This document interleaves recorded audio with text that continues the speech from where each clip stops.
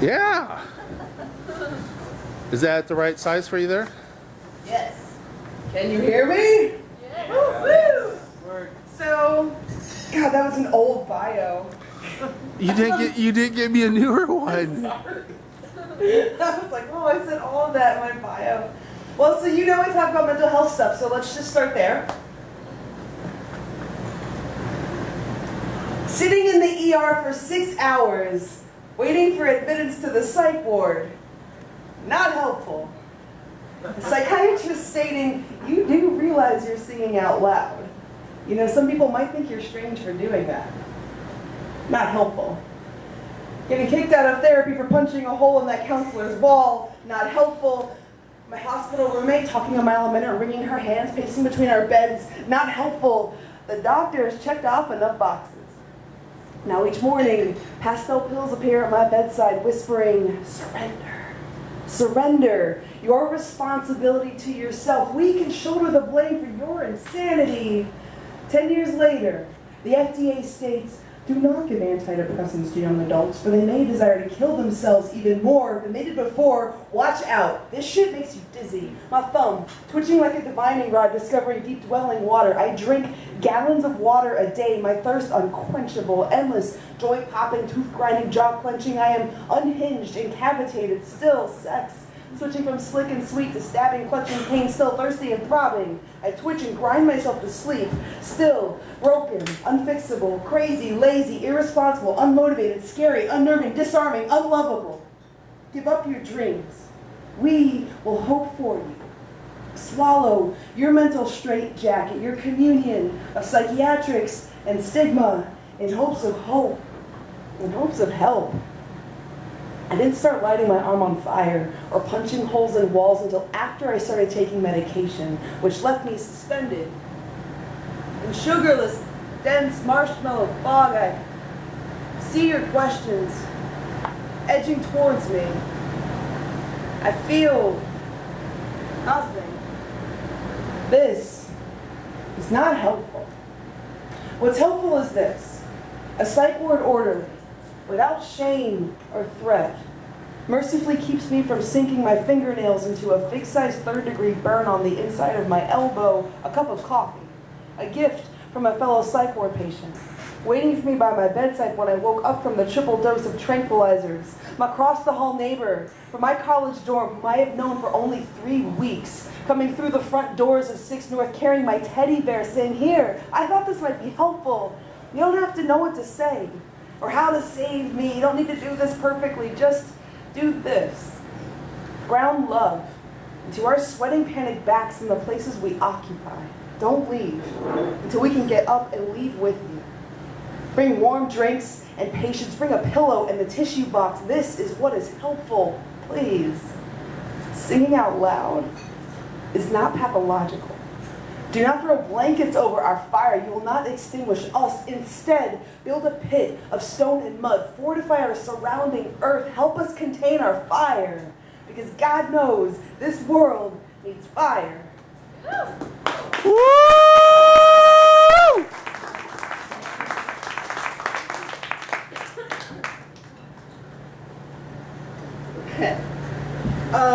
Who here's a writer? Yay, writers! Who here thinks that maybe writing at one day saved their life? Anybody?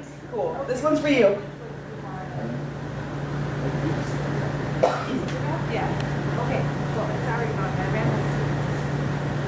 Today is the day I question everything. I can't move without falling over, spilling the hot water, scraping my back of my arm against the rusty screen door. When I notice the 1,057 friends on Facebook and forget how to say help, you have told me I am everything I need. I am here for you. You are so loved. You will call me selfish. I will call me sad and so tired. Today is the day I was afraid of.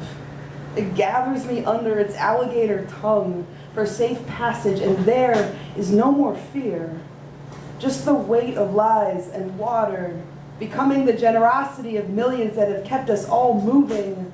The days I want to die are different from the days I want to hurt, to slice or burn, to dig through tissue, muscle, sinew, to uncover scaffolding, disentangle mineral pillars from encapsulation, hold what is ancient of me up to the light, glistening synovial river, marvel at their curve, their prominence, their purpose. Those are days I want to stay. Lantern, lighthouse. Days like this one are less selfish. When the body is too heavy, when I realize I have done enough with my life, helped enough people, written enough poems, I say give it back. To the soil, her carbon and iron, to the winds, their oxygen breath. There are apples to be grown. Give back everything I have been holding. When I am ready to disappear, I will give you all the dust that has settled in my belly. There are so many people who can spin gold from all of the things I am done using. This is what I hide, the tenuous. This is what I want to hide. This scares you. You shift in your seat. You do not know if this is good poetry, and neither do I. I am just here to speak a truthful thing, to write this day into disappearance. Woo!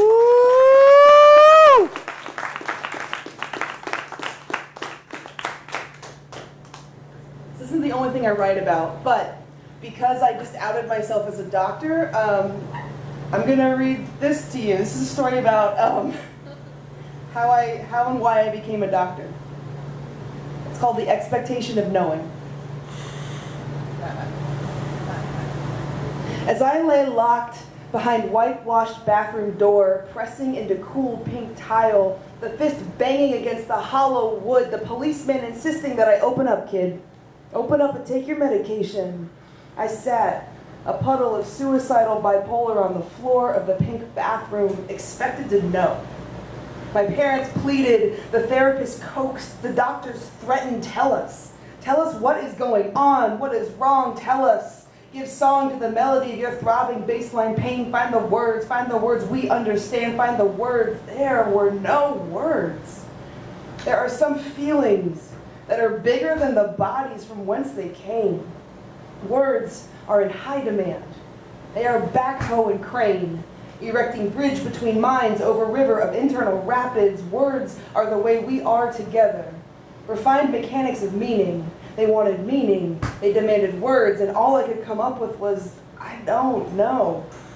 So off to the hospital I was sent to treat my antipsychotic deficiency, my waveform boundaries, my frenetic disintegration, my wounded wordlessness with Depakote, lithium, risperidol, Seroquel, Wellbutrin, Paxil, Zoloft, Adderall, Lavoxil. Research shows that 80% of people who take therapeutic doses of psychiatric medication in the United States will experience permanent thyroid dysfunction, trembling tics, loss of cognition. Therapeutic, meaning there is always a cost for someone else's comfort. Therapeutic, meaning we saved your life because we felt you were unable to save your own. Therapeutic, meaning we helped and you are safely subdued now. And behind the steel and chilly white lab coat wall of doctor, we are human. We signed up to witness the immeasurable, the insufferable, and they didn't teach us how to put that down or work it out, so we lose the words. Somewhere between our sobbing guts and our clenched windpipes, there is a bottled hurricane, a furious hell wind caught in the fists of our hearts. So as we make our rounds with our clipboards and our questionnaires, our assessments and algorithms, education and assumptions, just don't you dare look us in the eye. Oracle, don't you tell us about our hearts. That hurricane hellwind is a propeller spinning us up this ladder. Don't you see, crazy girl, that we are winning? That suppression of illogical and unreasonable grief is the wickedest fuel. That up is the answer. That on top is the goal. Crazy girl, don't you want to win? Yes, I said, for so many years. Yes, I want to win. I want up and on top. I will take these pink pills of soul collapse because I want the answers to your questions, doctor. I want the words to tell you who I am. So yes, I studied neuroscience and naturopathy. Yes, I am a naturopathic doctor now, but this is not who I am. Nothing I do or have done, say or have said, take or have taken is who I am. Nothing you say I am is who I am. I am the keeper of my story. I am narrator, author, I am authority. I am artist, poet, writer. I am oracle, empath, creator. I am sacred, blessing, prayer. I am healer. I am doctor. Look, doctor. Found the words.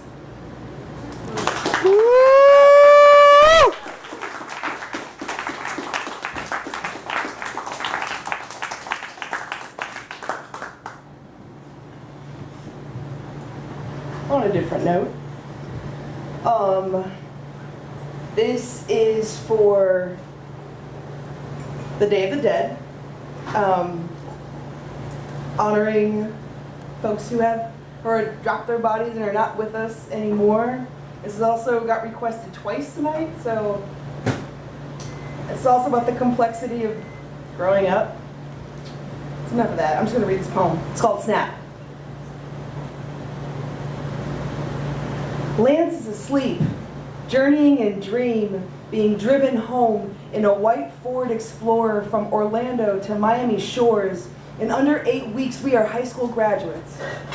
Lance, the therapist pointed out years later, was my first lover. Never girlfriend, only secret. Just past Fort Myers, Interstate 75 takes a southbound bend to the east, cutting across Everglades National Park. Never girlfriend, only secret. Maybe the driver was tired. Maybe the sun saw itself in the contents of the car as it poured into the curve. The one twiddled in back rooms of dark parties when everyone else is high and distracted, or in the office where our parents left us under the premise of high school project completion. He'd have me take him in my mouth. The car pulls to the left into oncoming traffic. The driver pulls back, overcorrecting. The Explorer becomes rocket ship. Take other girls to the movies, the beach, the dance, launching from highway skybound. He'd gather my chest into his hands, press himself through their pressurized grip, never touch my mouth with his mouth, never use his mouth, only my mouth, barrel rolling into hardwood hammock, tearing through 60 feet of fencing in the afterburn. Take my answers off the chemistry test. The driver's left arm is nearly torn off his body. Take my turkey sandwich at lunch. The sleeper in the back seat is ejected, crushed, cervical vertebrae but still breathing. He is back in school a week later in a neck brace. Take my tightened jaw for granted. Lance's neck snaps instantly. Take my silence as reassurance. Lance, the only casualty. Take this clutch of dandelions. The way they spread open to lick the sunshine. The way they swallow heat subtle. Breathe easy. Laugh with every passing breeze. The bees come and go, taking what they take. The flowers learn what they are meant for. They won't know what they have received in exchange for extracted pollen until their heads hang heavy with seed this autumn. I snap the necks of dandelions between my fingers, the yellow heads, the ones who have yet to succumb to the explosion of death. Place their heads in boiling water, their open sunshine diffusion. I give them back, perfect, to the sun.